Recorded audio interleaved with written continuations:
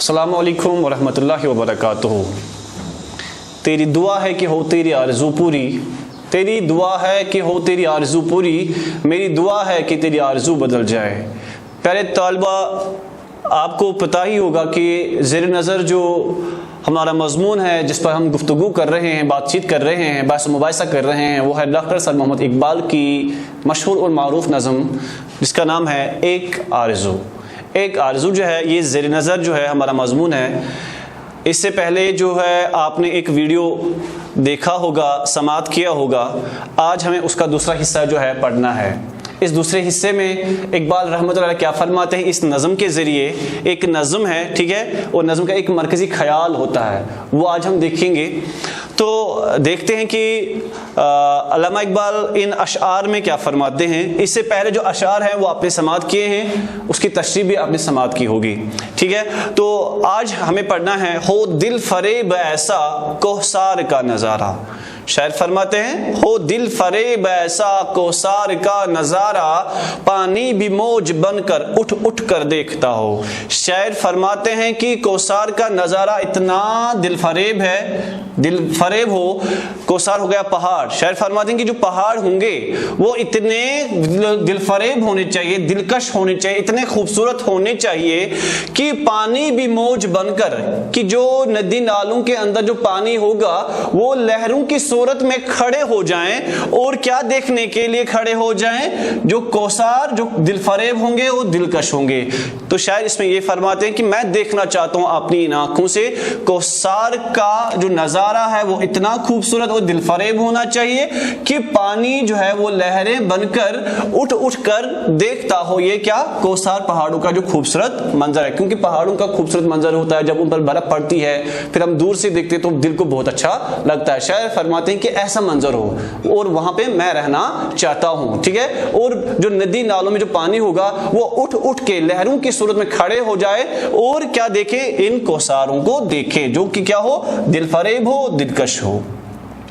फिर आगे क्या फरमाते हैं शायर? मेहंदी लगाए सूरज जब शाम की दुल्हन को, सुर्खी लिए सुनहरी हर फूल की कबाओ। शायर फरमाते हैं कि जब सूरज तुलू होता है, जब सूरज तुलू होता है उस वक्त जो सुर्खी छा जाती है आसमान के ऊपर, उसको हम बोलते हैं उफक। क्या बोलते हैं? उफक। तो गोया ऐसा भी लगता है कि जाते जाते सूरज जो है वो शाम की दुल्हन को क्या पहनाता है? जेवर पहनाता है या मेहंदी लगाता है। शायर फरमाता है कि मैं ऐसा मंजर अपनी आंखों से देखना चाहता हूं। क्या देखना चाहता हूं? कि जब सूरज शाम की दुल्हन को क्या लगाए? मेहंदी लगाए। मेहंदी से क्या मुराद है? वो सुर्खी जो होती है ना, जब सूरज जो है जब वो तुलू होने को होता है ना, गुरूब होने को होता है, उस वक्त जो सुर्खी छा जाती है आसमान के ऊपर उसको हम बोलते हैं उफक। शायर फरमाते हैं उस वक्त जो सूरज जब गुरूब होने को होता है उस वक्त वो ऐसा दिखाई देना चाहिए कि लगे कि वो शाम की दुल्हन को क्या लगा रहा है? मेहंदी लगा रहा है। और इसके साथ क्या फरमाते हैं शायर?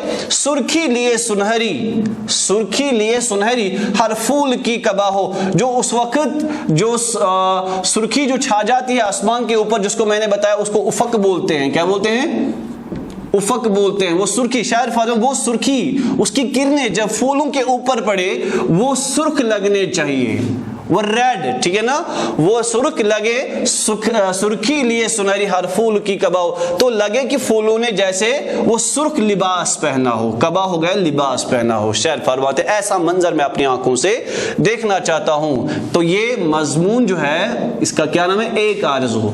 ये एक आरज़ू किसके दिल में है? अल्लामा इकबाल के दिल में है, ठीक है। तो शायर आगे फरमाते हैं रातों को चलने वाले रह जाएं थक के जिस दम, उम्मीद उनको मेरा टूटा हुआ दिया हो। शायर फरमाते हैं कि रात के मुसाफिर अगर कहीं थकते हुए नजर आ जाएं और उनको कोई रास्ता न मिल रहा हो, और जब वो थक जाएंगे तो मैं चाहता हूं मैं जिस झोपड़ी के अंदर रह रहा हूंगा उस झोपड़ी के बाहर से एक मेरा टूटा हुआ दिया हो, जो जलता हुआ एक चिराग हो, जिसको वो रात के मुसाफिर देखेंगे और उनको उनके दिल में फिर उम्मीद जागनी चाहिए कि नहीं, यहां पर कोई जो है मकी है, यहां पर कोई रहने वाला है, क्योंकि यहां पर कोई शायद बस्ती आबाद है। तो मेरा टूटा हुआ दिया जब वो देखेंगे रात के मुसाफिरों को इत्मीनान और उम्मीद उनको मिल जाएगी।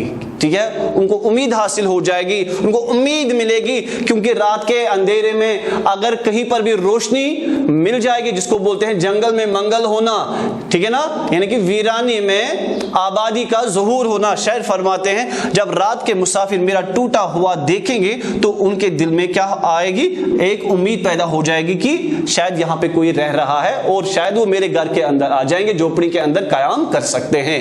مگر کب, جب راستے میں کیا ہو, ایک ٹوٹا ہوا دیا ہو. ٹھیک ہے, پھر شاعر فرماتے ہیں آگے, پچھلے پہر کی کوئل وہ صبح کی مؤذن, میں اس کا ہم نوا ہوں وہ میری ہم نوا ہو. شاعر فرماتے ہیں جب میں رات کو سو جاؤں گا پھر صبح سویرے مجھے عبادت کرنی ہوگی پروردگار کی, میں چاہتا ہوں کہ صبح کا جو مؤذن ہوگا, جو مسجد میں اذان دیتا ہے, وہ مسجد کا جو مؤذن ہے اس کی آواز جو ہے نا میرے کانوں میں نہیں آنی چاہیے. ٹھیک ہے, بلکہ میں چاہتا ہوں میرے صبح کی جو مؤذن ہوگی وہ ہونی چاہیے کوئل. جب وہ کوکو کرے, اس کی کوکو کی آواز جو ہے وہ میرے کانوں میں جب آ جائے گی تو میں بیدار ہو جاؤں گا, پھر میں اس کے ساتھ, میں اس کا ہم نوا اور وہ میری ہم نوا ہو جائے گی. یعنی کہ وہ میرے ساتھ ذکر اور میں اس کے ساتھ ذکر الہی کرتا جاؤں گا, کرنا چاہتا ہوں. ٹھیک ہے, شاعر فرماتے ہیں تو کوئل میرے لیے کیا کام دے,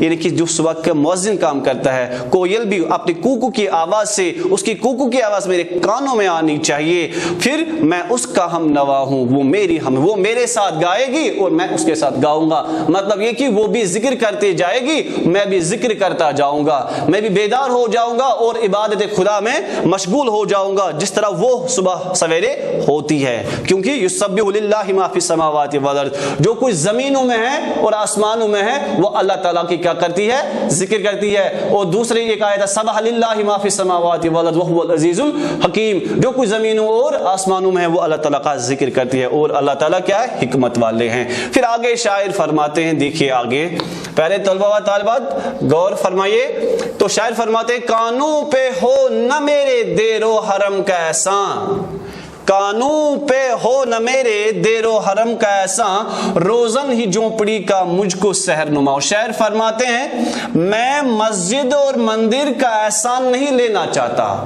مسجد اور مندر میں جو صبح سویرے مندر میں گھنٹی بجائی جاتی ہے, وہاں پر بھی عبادت کی جاتی ہے, مسجد میں بھی اذان دے کے پھر عبادت شروع کی جاتی ہے. شاعر فرماتے ہیں میں ان دونوں کا احسان نہیں لینا چاہتا. ان کی ان دونوں جگہوں سے جو آواز نکلتی ہے, جو گھنٹی بجتی ہے, اذان ہوتی ہے, پھر کسی کے کانوں میں آ جاتی ہے, پھر وہ بیدار ہو جاتے ہیں, پھر عبادت کرنا شروع کر دیتے. شاعر فرماتے ہیں میں ان دونوں کا احسان لینا نہیں چاہتا.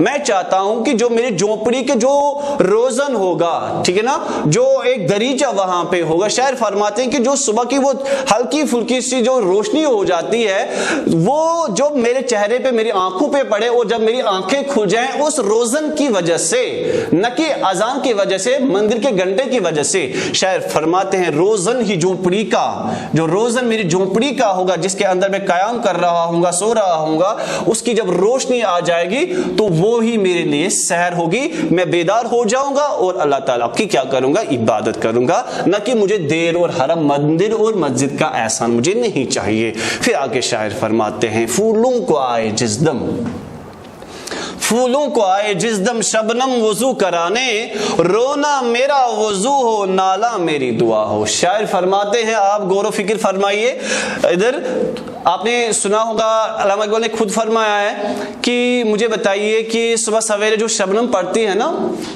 پھولوں کے اوپر یا گھاس پھوس کے اوپر, کسی چیز کے بھی اوپر جب شبنم پڑتی ہے, اس کی وجوہات کیا ہے؟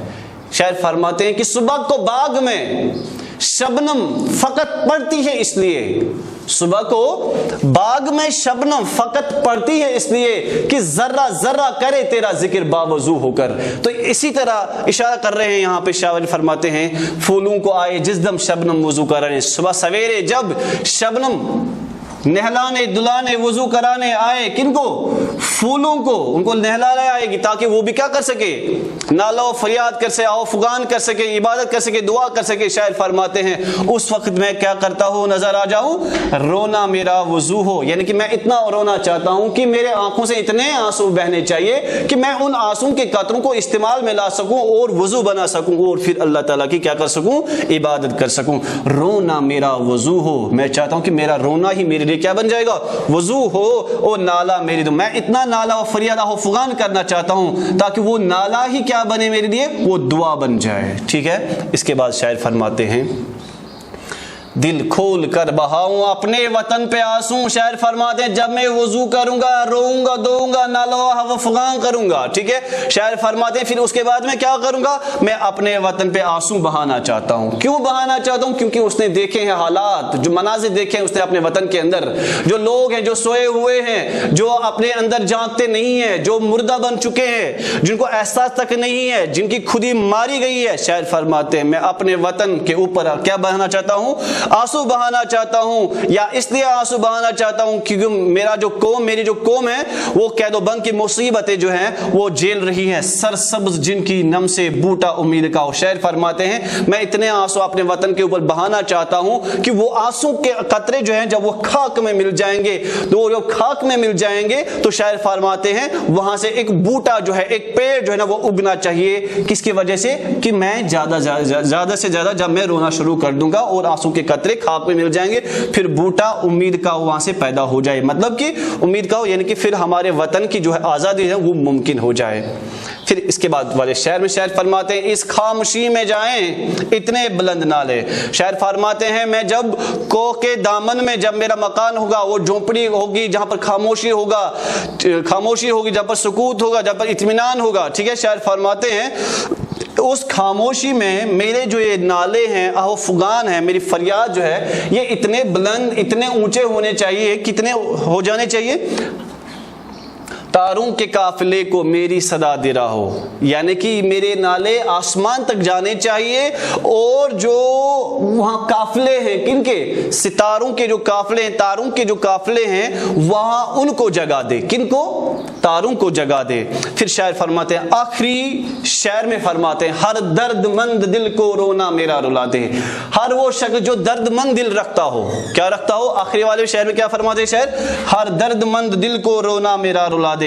शायर फरमाते हैं कि मैं जब रोऊं फिर जो लोग मुझे देखेंगे, जो दर्दमंद दिल रखते होंगे, बेहोश जो पड़े हैं, शायद उन्हें जगा दे। शायर फरमाते हैं कि मेरे रोने धोने की वजह से, मेरे आहो फुगान करने की वजह से, ठीक है ना, जो हर दर्दमंद दिल होगा वो जाग उठेगा, वो बेदार हो जाएगा, ठीक है ना, क्योंकि वो बेहोश पड़े हैं। क्या पड़े हैं? बेहोश जो पड़े हैं, शायद उन्हें जगा दे। मैं शायर कहता है कि मैं इसलिए रोना धोना चाहता हूं ताकि कि जो लोग हैं वो बेहोश पड़े हैं, वो अपनी जिंदगी का मकसद जो है वो खो चुके हैं। मैं इतना रोना चाहता हूं ताकि जो दर्दमंद दिल रखते होंगे लोग, शायद वो जाग सके, अपनी खुदी को पहचान सके, अपने आप को पहचान सके, और ताकि फिर वो अपने कदमों पे, अपने घुटनों पे क्या खड़े हो जाएं और फिर अपने वतन की आजादी के लिए जदोजहद और कोशिश करें। तो पूरे नज़्म में अल्लामा इकबाल ने अपनी आरजू का जिक्र किया है। तो एक आरजू में हर एक जो आरजू है जो उसने पेश की है वो बुलंद व बाला है, ठीक है ना, और बुलंद ख्यालात का इजहार किया है अल्लामा इकबाल ने इस नज़्म में। तो इसी के साथ जो है निसाब के मुताबिक ये मजमून भी जो है ये इख्तिताम पजीर हो गया।